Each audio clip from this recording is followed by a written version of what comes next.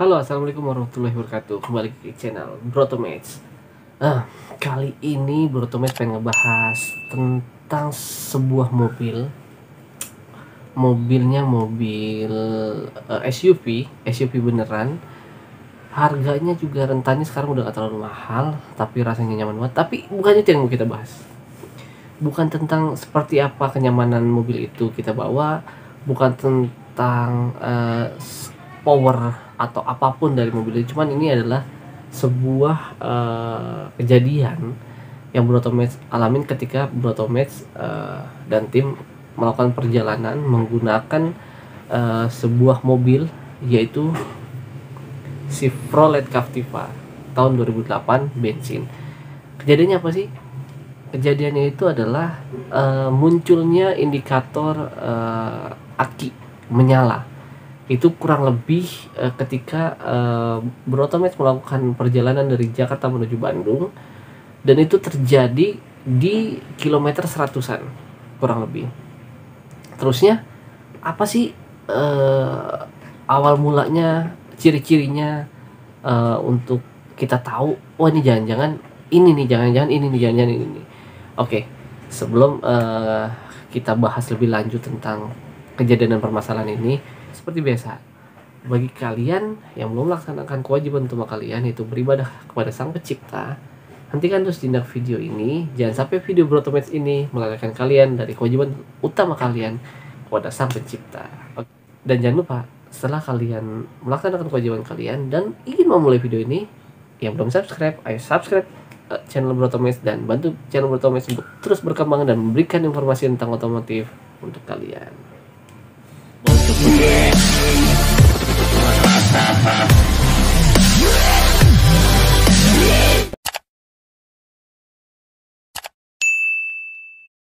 Ya, kita lanjut ya. Setelah kalian sudah menjalankan kewajiban utama kalian, jadi Brotomates juga tenang ketika kalian nonton video Brotomates.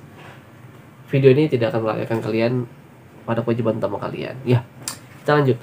Jadi ceritanya kita berangkat dari Jakarta Utara khususnya, menuju Bandung. Pada awal mulanya mobil ini berjalan normal-normal saja. Cuman memang sudah terasa dari AC mobil ini terasa kurang dingin. Tarikan kipasnya, semprotan kipasnya tuh terasa lebih pelan, dan ketika posisi mobil sedang kena macet, dia posisinya tidak melakukan gas atau RPM masih di bawah 2000, itu seakan-akan kompresor tidak tertarik. Jadi dia jalannya tuh kayak kipas aja yang menyemprot, dan kipasnya pun jadi berjalannya tidak kencang gitu. Cuman kita tidak terfikirkan karena pas ketika mobil itu berjalan dengan RPM di atas 2000, AC normal dan segala macam. Masuklah kita ke tol Cilenyi, Purbalenyi. Ketika kita masuk ke tol Purbalenyi, di saat itu jalan sudah mulai variatif ya, ada tanjakan, turunan segala macam. Disitulah mulai titik terasa mobil kok berbeda dari biasanya. Mobil itu terasa lebih berat gitu.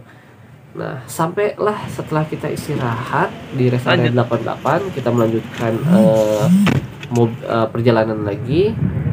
Ketika di kilometer kurang lebih 98 sampai kurang lebih 105-an, Brotomates lupa, itu sempat tercium wangi kebakar kayak angus gitu yang masuk ke dalam ruang mesin.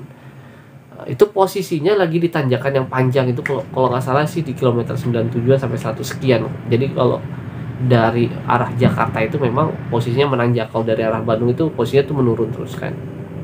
Nah, itu sempat tercium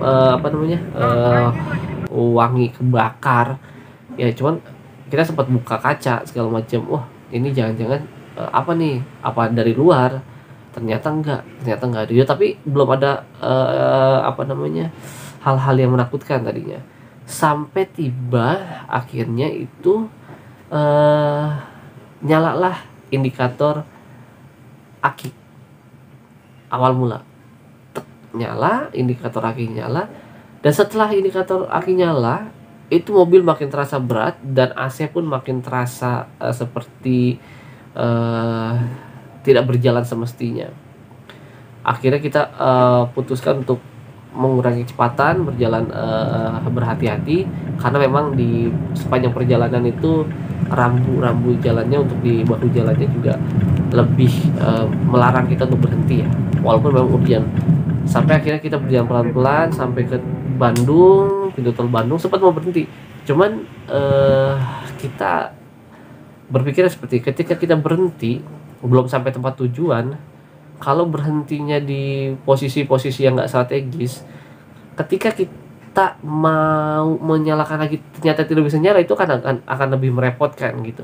Akhirnya kita coba pelan-pelan, kita sampai ke penginapan yang kita tuju, itu di daerah Braga. Sampai jalan Braga, ternyata mobil itu sudah makin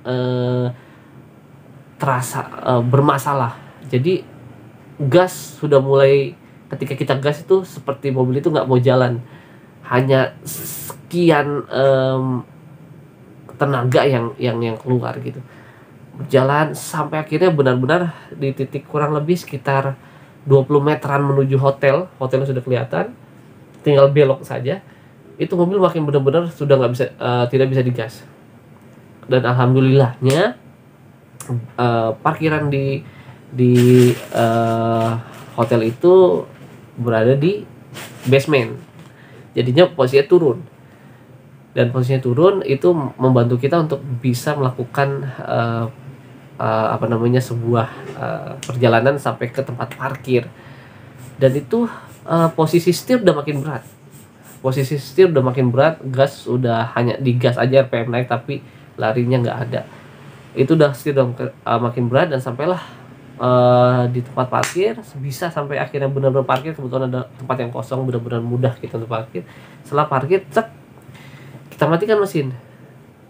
Pas kita matikan mesin, kita nyalakan lagi, ya benar aja, sudah tidak bisa dinyalakan.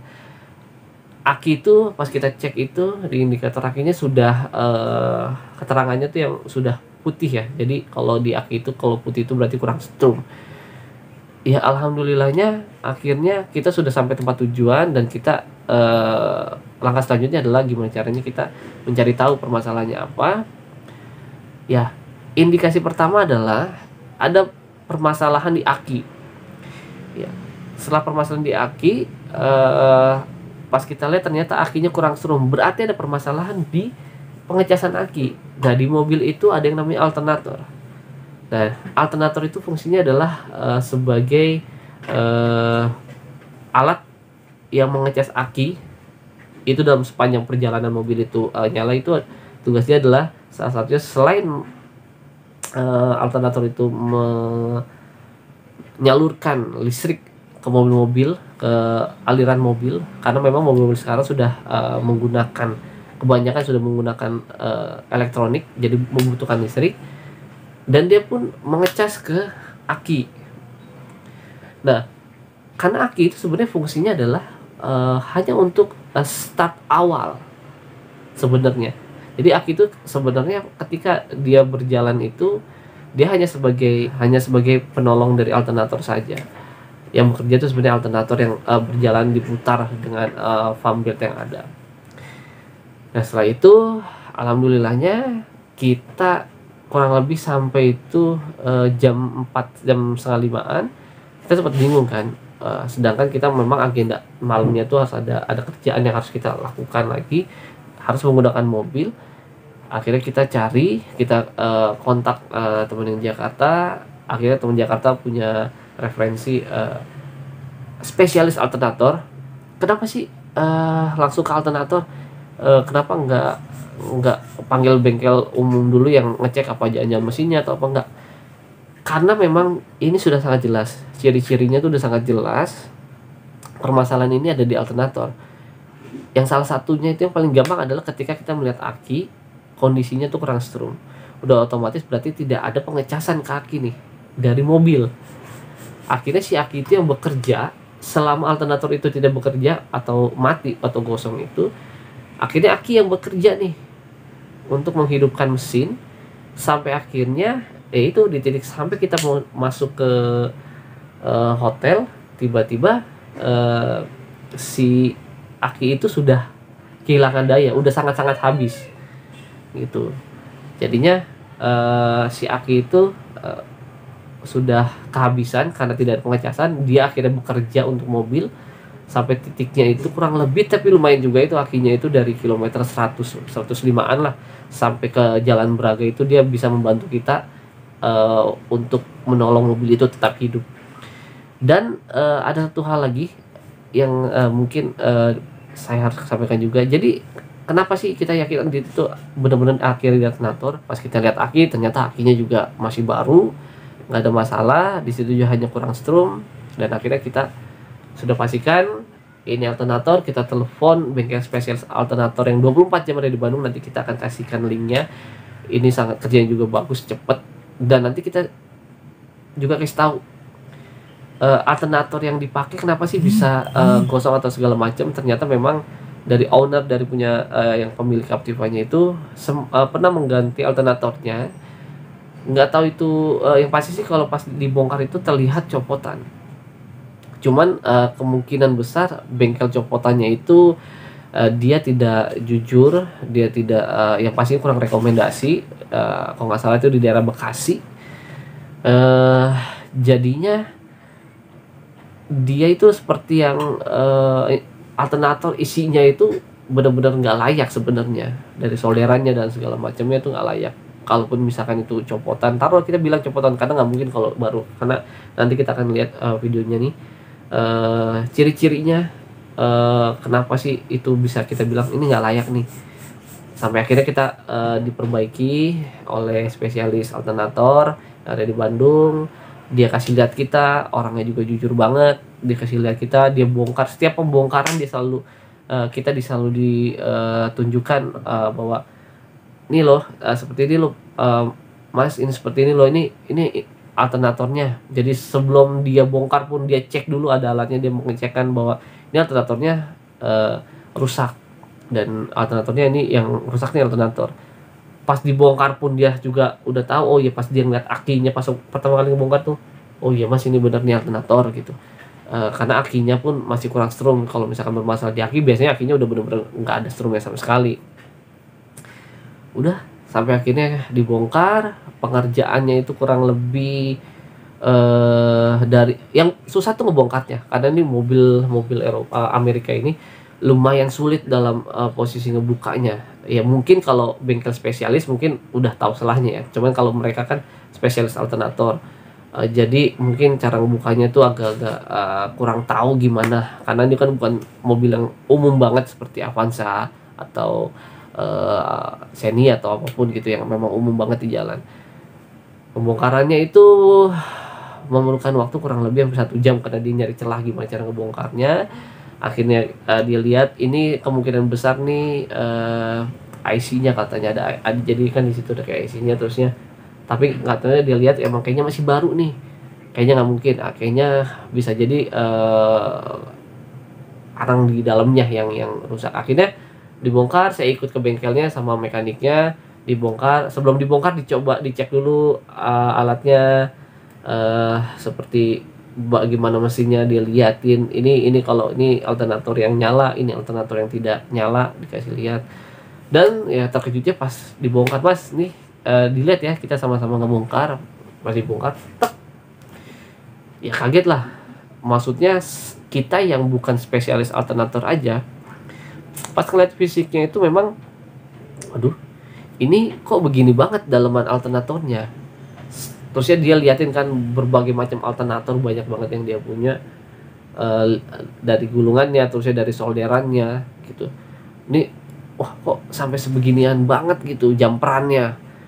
Menurut saya ya wajar aja kalau misalkan dengan mobil kapasitas 2400 cc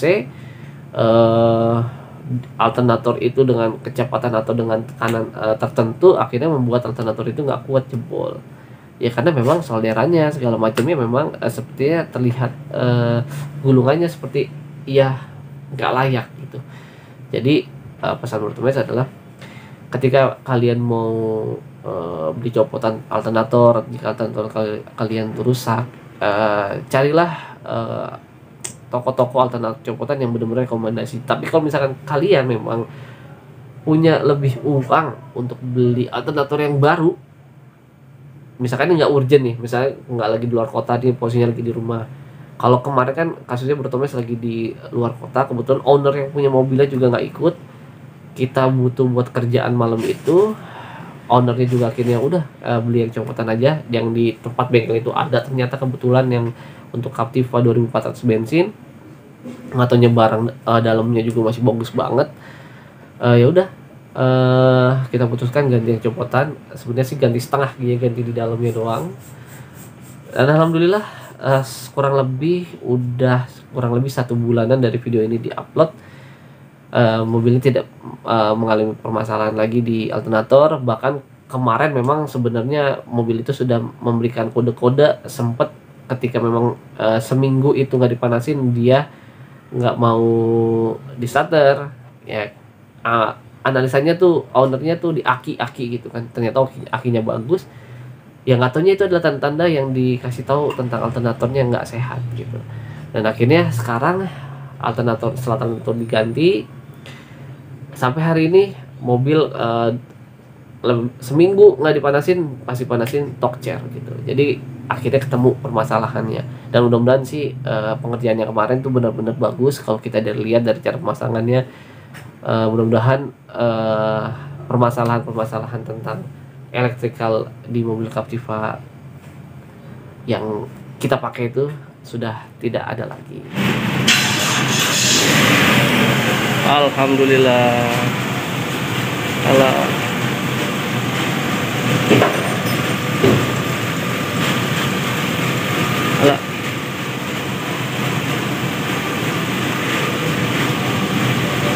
Ngisi kan? Langsung isi ya? Ya. Oh iya, langsung. Kan nggak ngisi ya? Lo nggak pincang? Oh iya, tadi dari berangkat udah pincang, waktu ngejumper tuh udah pincang. Roda? Bot roda. Terus udah. Jelek. Oke, terima kasih Bang Kipli. Namanya Bang Kipli ya. Ya. Jadi penanya dulu, bentar. Jadi masalahnya apa nih? Alternatornya apa yang rusak? Akhirnya. Angker ya. Udah dibenerin sama Bang Kipli tadi, dibongkar. Alhamdulillah langsung Cek gue. cekut. Thank you Bang ya. Kamu. Nanti nomor teleponnya saya taruh di deskripsi ya. Iya. Kalau yang di Bandung bisa langsung hubungin Bang Iya. Kipli. Thank you ya Bang. Ya, Om.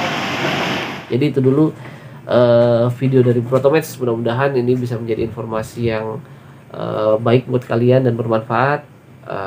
Jangan lupa yang belum like, comment, and subscribe, ayo, karena subscribe itu gratis. Tapi dengan subscribe, like, comment, dan share kalian itu bisa membantu Brotomes untuk tetap berkarya dan memberikan informasi informatif untuk kalian seputaran otomotif.